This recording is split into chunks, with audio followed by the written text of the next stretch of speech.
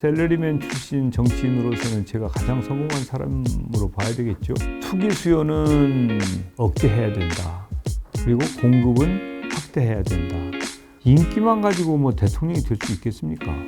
꼬린 지점에 누가 먼저 도착하느냐가 중요하다고 생각합니다. 김대중 대통령께서 젊은 인재들을 충원을 하셨죠. 그때 한 10여 명 충원을 했는데 그 중에 한 사람으로 제가 정계에 입문을 했어요. 그러니까 김대중 대통령에 의해서 국회의원이 됐다고 봐도 과언이 아니죠. 그리고 이제 그 이전에 원래 제가 연청이라고 하는 조직이 있는데, 연청은 그 목적이 김대중 대통령을 만드는 청년 조직이에요. 제가 그 연청의 중앙회장을 했죠. 그러니까 뭐 확실한 DJ 키드죠. 원래는 법조인이 될까 하다가 유신헌법 때문에 그만두고, 언론이 될까 하다가 동아일보 광고 탄압 사건 때문에 그만두고 이제 종합무역상사에 들어갔죠. 그래서 종합무역상사에서 국내외에서 18년이나 근무를 했어요. 그리고 나서 이제 정계에 입문을 했으니까 사실 18년이면 긴 세월 아닙니까? 긴 세월을 샐러리맨을 거친 다음에 제가 정계에 입문해서 뭐 육선도 하고 의장까지 하고 또 장관이나 총리도 하고 당대표도 하고 했으니까 어떻게 보면 샐러리맨 출신 정치인으로서는 제가 가장 성공한 사람으로 봐야 되겠죠. 자리가 탐나서 그러는 건 아니고 할 일이 있어서 제가 꼭 쓰임을 받았으면 좋겠다 하는 희망을 가지고 있습니다. 제가 그 탄핵을 2번 경험했지 않습니까?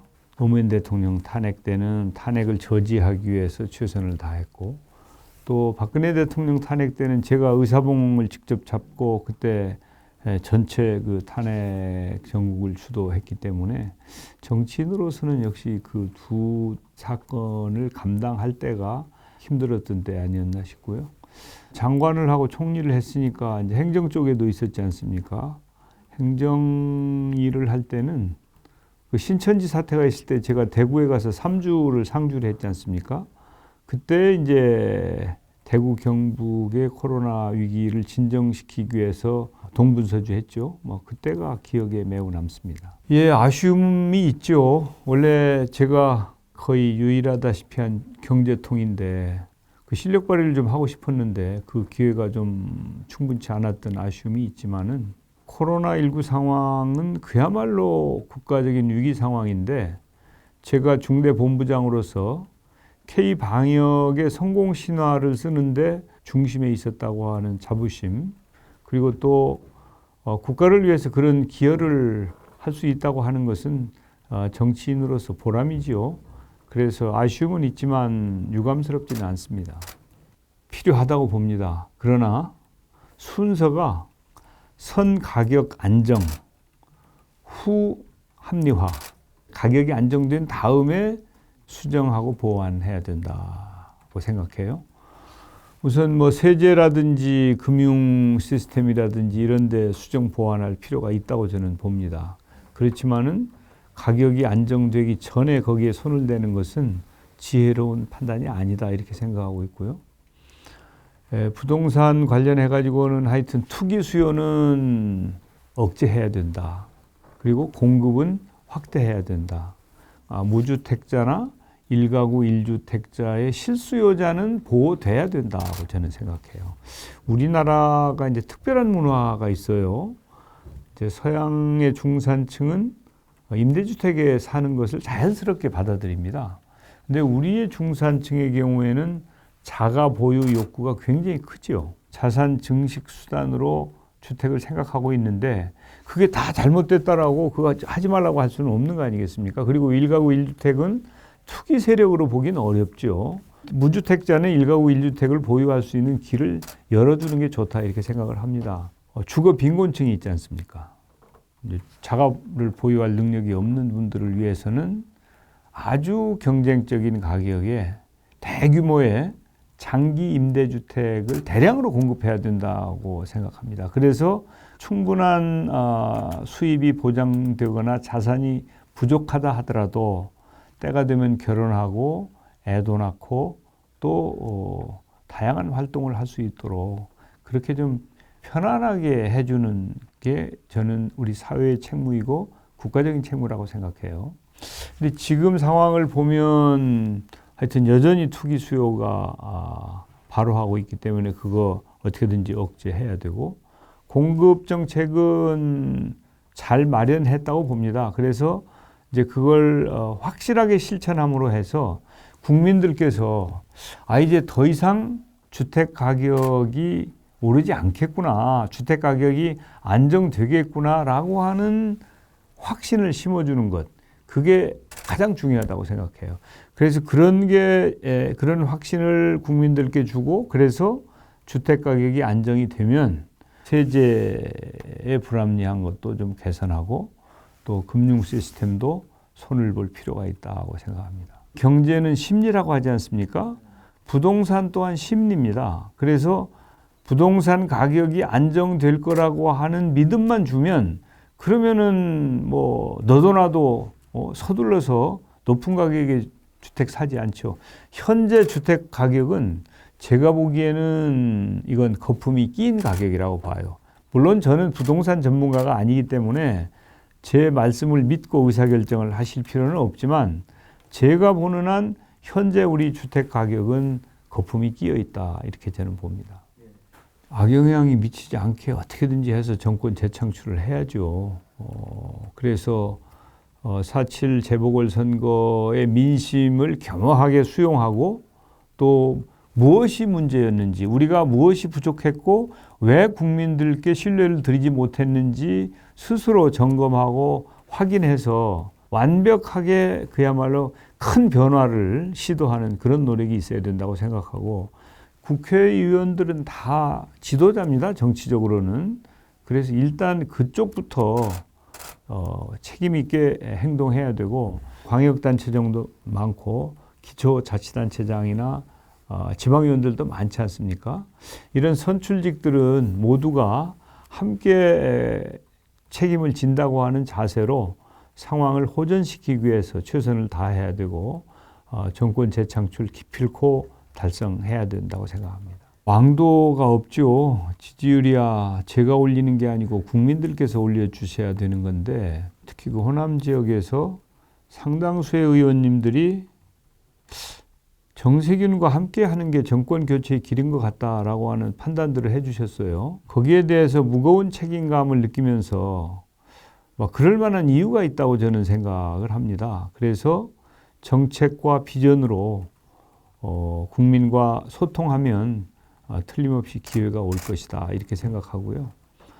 지지율이 처음부터 많이 나오는 사람 어디 있습니까? 그리고 지지율이라고 하는 것은 아주 높았다가도 떨어지고 이런 거니까 그래서 거기에 너무 연연할 필요는 없다.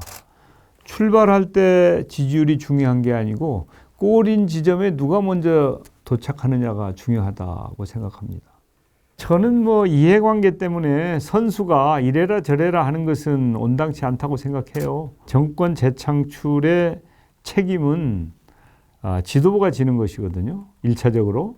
후보들이야 당연히 최선을 다하겠지만 경선 룰은 어떻게 할 것이고 일정은 어떻게 할 것인지 어떻게 하는 것이 정권 재창출의 길인지 그걸 찾아서 지도부가 그걸 실행을 하면 후보자들은 거기에 순응하는 게 도리라고 생각해요. 백가쟁명식으로 후보들이 그러면 좀 이상하게 비춰질 거 아니겠습니까? 저는 그거보다는 당 중심으로 모든 게 이루어지는 게 순리라고 봅니다. 남의 얘기는 하는 게 좋은지 어쩐지는 모르겠습니다만은 질문을 하셨으니까 일단 그분은 최소한의 직분을 다하지 않은 분이에요. 대통령이 그만두시라고 한 것도 아니지 않습니까? 본인이 대통령은 임기를 보장하시겠다고 하는 건데 본인이 그만둔 거 아닙니까? 그 점은 사실은 도리가 아니죠. 인기만 가지고 대통령이 될 수 있겠습니까?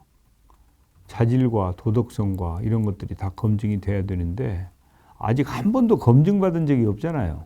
아마 검증하는 과정에서 진면목이 드러나지 않겠느냐 저는 그렇게 보고요.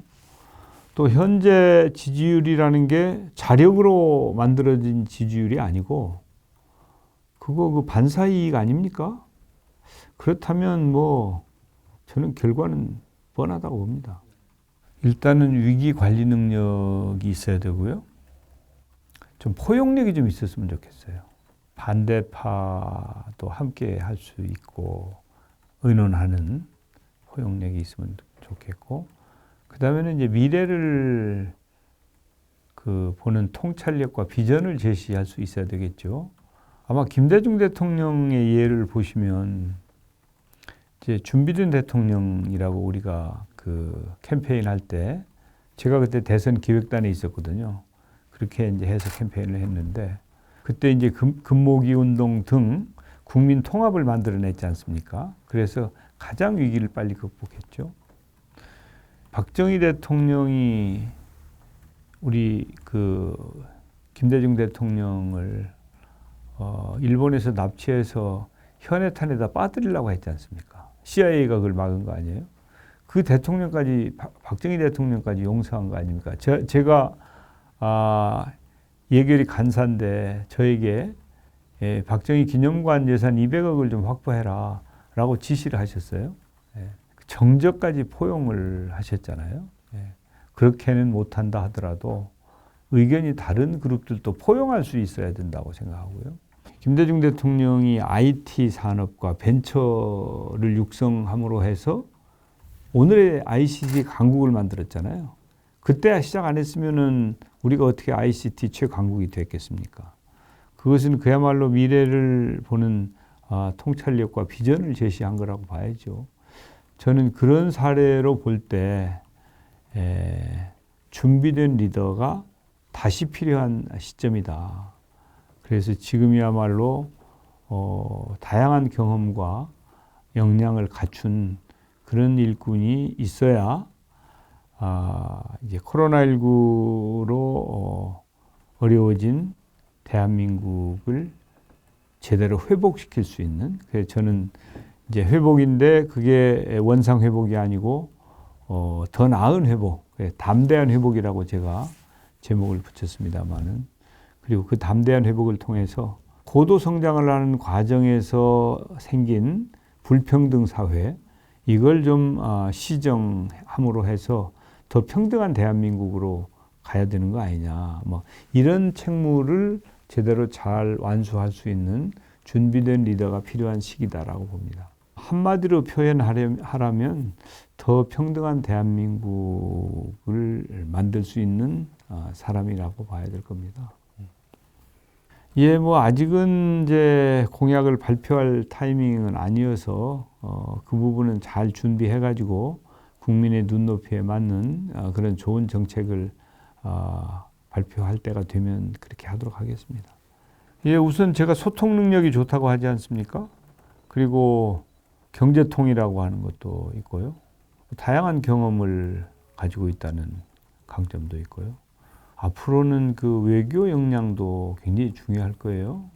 그래서 뭐 그런 외국 생활 이런 것들도 아마 도움이 될 거라고 생각합니다. 그래서 제가 세 분의 대통령으로부터 쓰임을 받았지 않습니까? 그런 과정을 통해서 훈련된 사람이기 때문에 그런 역량을 국가가 어려울 때 발휘할 수 있다면 그것은 큰 보람이라고 생각합니다. 예, 뭐 아주 중요한 자산이죠. 우리 대표님은 안정감이 있다고 얘기하지 않습니까? 그리고 지방자치 경험도 있고 국정 경험도 있고 뭐 그런 경험들이 매우 소중할 거라고 보고요. 우리 이재명 지사는 추진력이 있을 거다 다들 그렇게 보는 거 아닙니까? 거기다가 지방자치를 통해서 역량을 키웠다 이렇게 보아서 두 분 모두 소중한 자산이라고 생각합니다. 하루아침에 뭐 결론이 나지는 않겠지만 저는 출발 자체가 매우 의미 있는 것이다 이렇게 생각합니다. 그리고 그냥 맡겨만 놔서는 길이 없겠더라고요. 가덕도 신공항도 특별법을 만들었죠. 그 대구 경북에서는 이제 공항 이전 작업을 마무리하고 설계에 들어갈 상황 아닙니까? 그런데 우리는 계속 세월만 보내면 그럼 어떻게 하겠습니까? 그래서 저라도 나서서 이걸 좀 전기를 만들어야 되겠다. 그렇게 생각했는데 이제 정부에서도 좀 도울 각오를 하고 그렇게 한 것이죠. 그러니까 광주시와 전남도가 잘 협의하고 중앙의 지원이 필요한 부분에 대해서는 정부에 좀 지원을 요청하면 정부는 협력할 각오가 되어 있습니다. 그러니까 그런 위원회를 제가 출발시킨 것이죠. 그래서 지레 안 될 거라고 생각하시지 말고 잘 될 거라고 생각하고 적극 밀어야죠. 그래서 저는 그걸 벌써 몇 년을 협의했습니까? 빨리 저는 그게 돌아가도록 하는 게 옳다고 봅니다.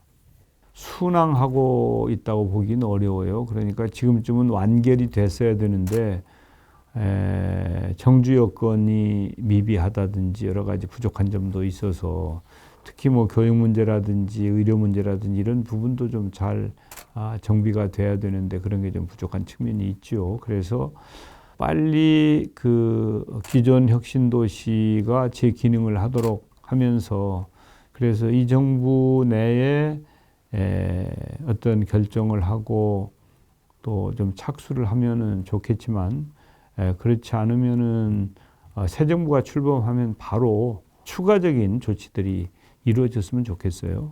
이제 작년에 수도권 인구가 과반을 넘었지 않습니까? 이것은 국가적으로는 대단히 큰 경종이죠. 앞으로 그래가지고 국가 경쟁력이 유지가 되겠습니까? 다른 하나는 또 저출산 고령화 문제이고 이런 과제들을 잘 대처하고 극복하기 위한 노력이 절대 필요하다고 저는 보는데 이제 이런 국가 균형 발전이라고 하는 큰 정책, 기본 정책을 적극 추진하면서 거기에 부수적으로 혁신도시 시즌 2가 따라오면 그러면 지방 소멸이니 지방 대학의 문제 이런 것들도 점차 해소될 것으로 보기 때문에 그 문제 국가 균형 발전 정책을 차질 없이 추진하는 것 그런 노력을 적극적으로 펼치는 것 이것이야말로 매우 중요한 과제다 이렇게 봅니다. 4차 산업혁명의 핵심이 AI입니다. 그렇기 때문에 광주가 AI를 집중적으로 한번 육성해 보겠다고 하는 결정은 참으로 탁월한 결정이다 이렇게 봅니다. 광주권에 있는 대학들에서도 AI 인재 양성하는 데 적극 노력을 하고 또 관련 기업들도 좀 유치를 하는 등의 노력을 통해서 광주를 명실상부한 AI의 중심지로 만든다면 아마 우리 다음 세대가 먹고 사는 문제를 해결하는 데 크게 기여할 수 있다고 보기 때문에 이 특구는 정말 정성껏 우리가 가꾸자고 제안하고 싶어요. 민주주의를 지켜주셨고 또 많은 인재들을 잘 키워주셨습니다. 그래서 이제 대한민국의 중심으로 이렇게 평가를 받고 있는데 역시 앞으로 국가 균형 발전을 이룩하고 또 지역 발전을 하기 위해서는 인재 양성이 매우 중요하다고 생각을 합니다. 그래서 인재 양성을 위해서 함께 해주십사 하는 당부의 말씀을 드리고 이제 거기에는 젊은 인재뿐만 아니라 또 기존의 인재들을 더 업그레이드 시키는 것도 포함이 됩니다. 그래서 저도 좀 거기에 포함시켜서 함께 관심과 성원을 부탁드리고 싶습니다.